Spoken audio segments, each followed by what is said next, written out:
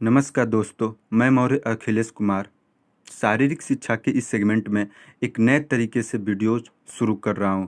इसमें प्रत्येक जो शारीरिक शिक्षा से संबंधित विषय हैं उनको विस्तृत ढंग से अध्ययन करेंगे, चाहे वो एनाटॉमी हो, फिजियोलॉजी हो, साइकोलॉजी हो या स्पोर्ट ट्रेनिंग हो।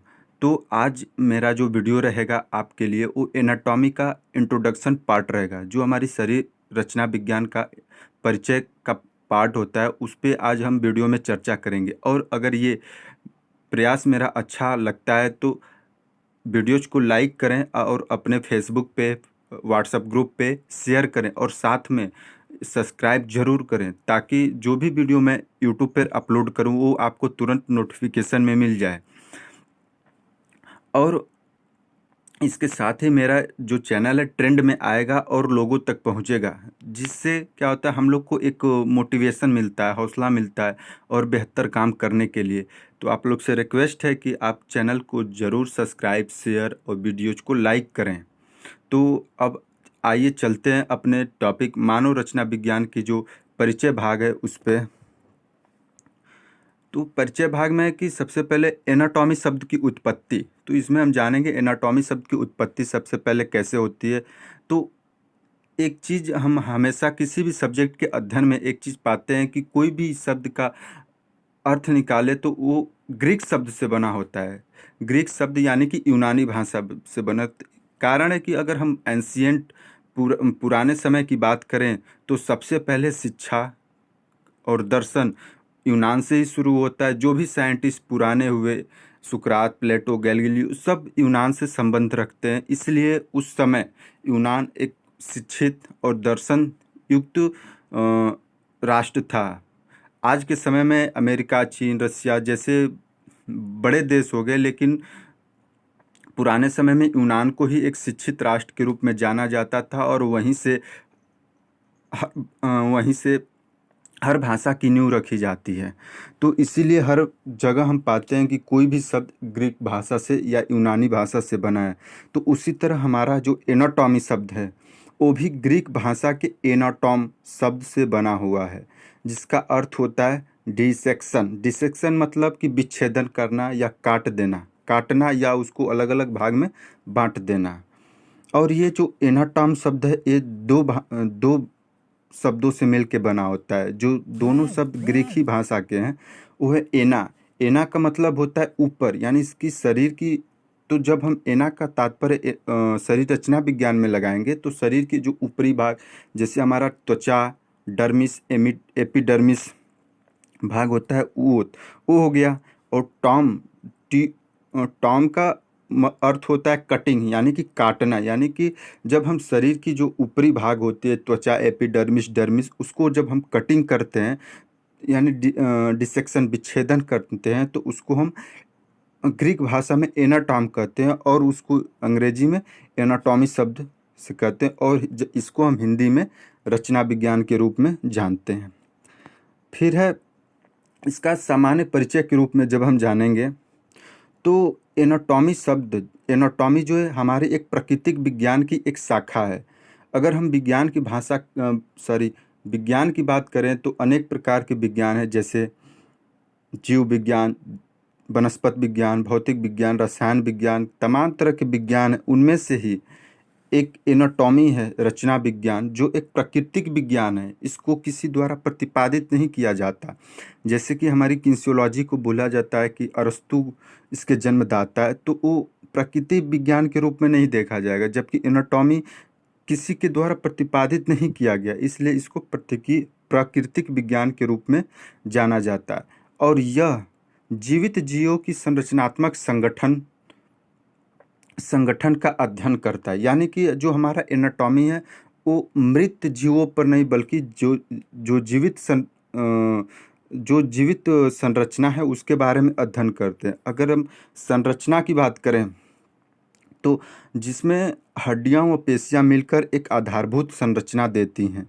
तो हड्डियां और पेशियां जैसे कि हमारे एक साइज और शेप को बनाती है। जैसे हमारी जो हड्डियां होती है हमारे शरीर की एक संरचना देती है, एक आकार देती है। और उसके ऊपर जब मांसपेशियां चढ़ती हैं तो वो हमारे शरीर को एक शेप दे देती है, और ये शेप हर व्यक्ति में अलग अलग होता है, जिससे के कारण व्यक्ति का अपना अलग अलग उभार दिखता है मांसपेशियों के माध्यम से, जिससे उनकी पहचान की जा सकती है। यदि शरीर पर मांसपेशियां ना हो तो हड्डियां के रहने का कोई अर्थ नहीं निकल पाता, और ये कार्यहीन हो जाती हैं। अगर मांसपेशी न हो शरीर में, सिर्फ सारी जब हड्डियां शरीर में न होती हो तो हमारी जो मांसपेशियां होती है वो लुगदी की टाइप की एक जगह इकट्ठा हो जाती है। तो ये न तो कोई संरचनात्मक संरचना नहीं बन पाती। तब जब हम हड्डियां और हमारी हड्डियां यानी कि अस्थि, बोन और मांसपेशियां, मसल्स एक रूप से एक दूसरे से जुड़ती हैं तो हमारी एक आधारभूत संरचना बनती है। ठीक, तो इसके बाद जब हम इसकी बात आज के समय में जो मानव है उसका वैज्ञानिक नाम हम होमोसेपियंस होता है। आज के जो पुरुष है, मानव है, उसको नाम हम होमोसेपियंस के रूप में जानते हैं। लेकिन अगर इसी का प्राचीन काल में या प्राग ऐतिहासिक काल की बात करें, यानी बहुत पुराने समय पहले की बात करें, तो मानव प्रजाति जो थी एक क्रूप टाइप में या तो बानर रूप में इसका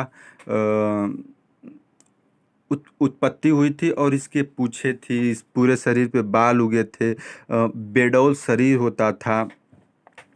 लेकिन धीरे धीरे समय बदलता गया, परिस्थितियां बदलती चली गई, संघर्ष बढ़ता गया, और तब मेंडल के उत्परिवर्तनवाद के अनुसार धीरे धीरे मनुष्य आज के एक सुंदर अवस्था में सुंदर और सुडौल शरीर को प्राप्त किया, जिसका वैज्ञानिक नाम होमोसेपियंस होता है। तो एनाटॉमी की जो शुरुआत होती है वो एक नई शुरुआत न हो कि एक प्राग ऐतिहासिक काल से ही चली आ रही है। तो फिर जब हम आगे इसके बात करते हैं तो प्राचीन काल में भी हमारे शरीर को काट के देखा जाता था, और वो शरीर मृत होता था, जिसको कैडावर कहते थे। प्राचीन काल में जब लोग एक जीवित शरीर के अध्ययन करने के लिए या आने वाले वक्त में शरीर के अध्ययन करने के लिए, जो भी शरीर मृत होता था, यानी कि जो डेड बॉडी होती थी, उसका लोग काट के यानी कि विच्छेदित करके उसकी जो त्वचा एपिडर्मिस डर्मिस होती थी उनको मांसपेशियों को उसकी बोन से अलग करके शरीर के अंदर जो भी अंग होते थे, जैसे liver, kidney, intestine, pancreas, lungs, हृदय आदि का अध्ययन किया जाता था, ताकि एक जो जीवित व्यक्ति है उसके इलाज के लिए तथा उसकी शरीर की जानकारी के लिए अध्ययन किया जाता था। तो जो ये मृत शरीर का चीड़-फाड़ करते थे, उसको काटते थे, उसका अध्ययन करते थे, तो उसको कैडावर कहते हैं। कैडावर का मतलब होता है कि मृत जो शरीर है उसका पोस्टमार्टम करना होता है, उसको ही हम कैडावर कहते हैं। फिर बात आती है कि जो एनाटॉमी जो हमारी एनाटॉमी में हम मानव संरचना का अध्ययन तो करते हैं, संरचना विज्ञान का अध्ययन करते हैं, लेकिन तब एनाटॉमी जो टर्म यूज करते हैं विज्ञान का, वो सिर्फ मानव रचना विज्ञान के लिए होता है। लेकिन जब हम जीवित जीवों में हमारा, जैसा कि पहले आपको इंट्रोडक्शन में बताया कि यह एनाटॉमी जीवित जीवों की संरचना का अध्ययन करते हैं, तो उन जीवित जीवों में जीव जंतु जानवर भी आते हैं।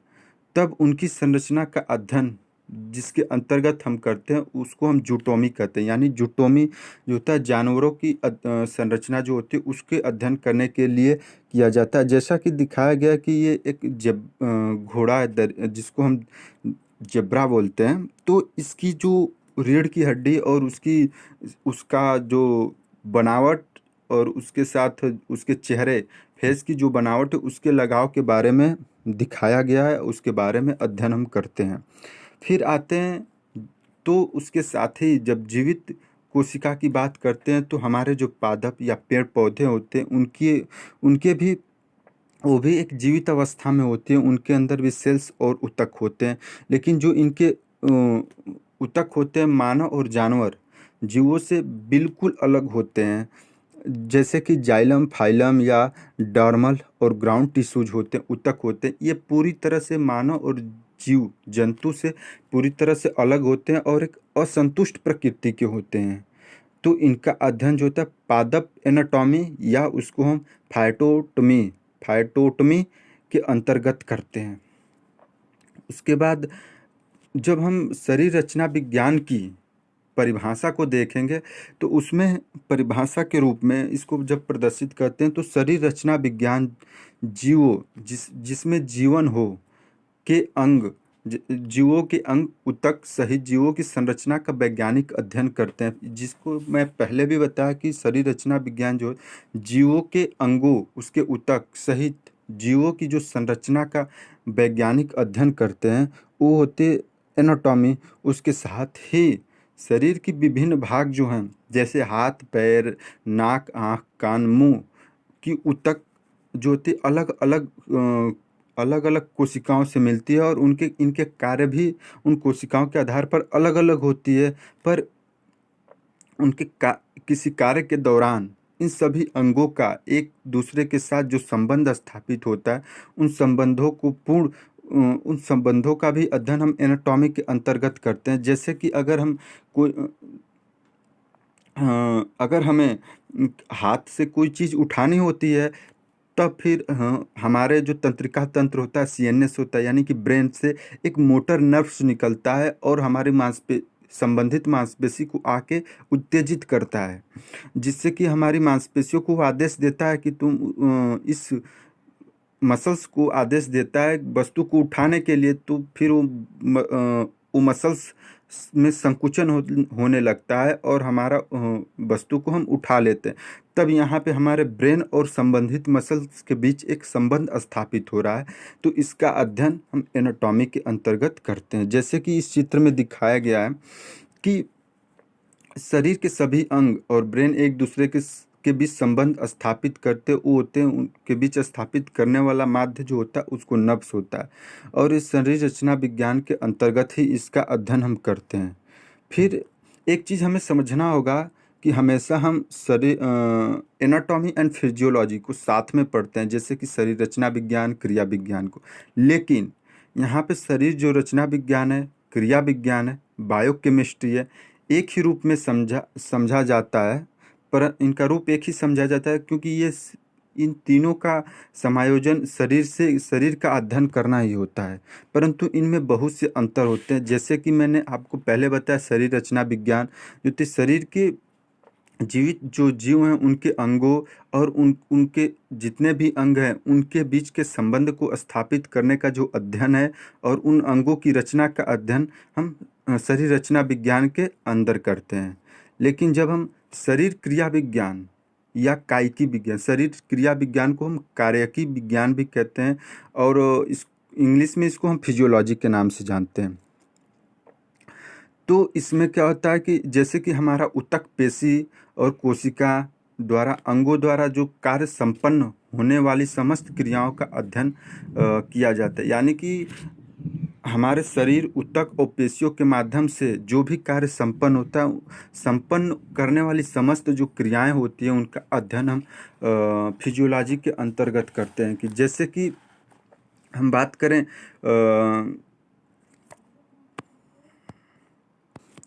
जैसे कि हमारा पाचन कैसे होता है, वस्तुओं की चित्र आँखों के पर्दे पे कैसे बनता है, मनुष्य भोजन कैसे खाता है, उसका पाचन कैसे होता है तथा उससे जो वेस्ट मटेरियल निकलता है उसका उत्सर्जन किस प्रकार से होता है, भोजन का स्वांगीकरण एसिमुलेशन किस प्रकार होता है, आदि जो क्रियाएं होती हैं उनका अध्ययन हम इस फिजियोलॉजी यानी शरीर क्रिया विज्ञान के अंतर्गत करते हैं। फिर तीसरा होता है बायोकेमिस्ट्री। बायोकेमिस्ट्री से तात्पर्य होता है जब पेशी या कोई अंग कार्य करते हैं तो उनके लिए एनर्जी की ज़रूरत पड़ती है। तो जब कोई पेशी या अंग कार्य करते हैं तो उनके लिए जो एनर्जी की ज़रूरत पड़ती है तो उस एनर्जी की जो व्यवस्था कैसे हो और कहाँ से हो इसका अध्ययन हम बायोकेमिस्ट्री के अंतर्गत हम करते हैं। जैसे कि हम हमारी मांसपेशी जब संकुचित होती है, तो जब संकुचित होती है तो इसके जो मायोफाइब्रिल्स होते हैं, जैसे एक्टिन और मायोसिन छड़े, प्रोटीन की छड़ें होती हैं, एक दूसरे की ओर आती है और एक दूसरे के ऊपर चढ़ जाती है। तो इसके लिए, तो संकुचित होने के लिए, यानी इनको एक दूसरे के ऊपर चढ़ने के लिए माइटोकांड्रिया में मायोग्लोबिन द्वारा एटीपी ऊर्जा को संरक्षित करके रखा जाता है मायोकांड्रिया में। तब ये एटीपी जो होते हैं टूटकर टूट मेटाबॉलिज्म प्रक्रिया द्वारा टूटते हैं। मेटाबॉलिज्म जैसे कि उपचय अपचय द्वारा दो भाग में विभाजित हो जाते हैं। तो जब एटीपी टूटता है तो एक भाग उपापचय उपचय क्रिया, यानी कि इसमें 3 अणु बनता है जब एटीपी टूटता है। तो 2 अणु एडीपी में बनते हैं, एडिनो डाइफास्फेट में, और एक अकार्बनिक फास्फेट, यानी इन ऑर्गेनिक फास्फेट बनता है, और उसके साथ ही ऊर्जा का उत्पादन होता है। तो फिर जो एटीपी के टूटने के बाद 2 अणु एडीपी के बचते हैं, वो पुनः एटीपी में कन्वर्ट हो जाते हैं, और फिर वही एटीपी फिर एडीपी के रूप में सारी ऊर्जा के रूप में बनते रहते हैं। इस तरह ये हमारा प्रक्रम चलता रहता है। तो इस प्रक्रिया को हम बायोकेमिस्ट्री कहते हैं। ठीक। तो आज के परिचय में सिर्फ इतना ही। अगर मेरा प्रयास आप लोग को अच्छा लगता है तो वीडियोज को लाइक ज़रूर करें, जिससे हमारे वीडियोज को या चैनल्स को आगे बढ़ने में मदद मिलेगी। साथ ही वीडियोज को हमारे यूट्यूब चैनल को अपने फेसबुक पे, व्हाट्सएप ग्रुप पे शेयर करें, और सब्सक्राइब करना ना भूलें, जिससे कि वीडियो हम डेली अपलोड करेंगे तो आपको, जो ही अपलोड करेंगे आपको वीडियो तुरंत नोटिफिकेशन के रूप में मिल जाएगा। और कोई अगर इस लेक्चर में कोई भी समस्याएं आती है या कोई चीज़ कंफ्यूज सा रहता है, समझ में नहीं आता, तो उसको कमेंट बॉक्स में कमेंट ज़रूर करें, और साथ में अपना सुझाव हमेशा पहले की तरह देते रहें, ताकि हम इसमें उस गलतियों को मैं सुधार करता रहूं और एक बेहतर प्लेटफॉर्म बनाने में हमको मदद मिले। इसलिए आपको धन्यवाद।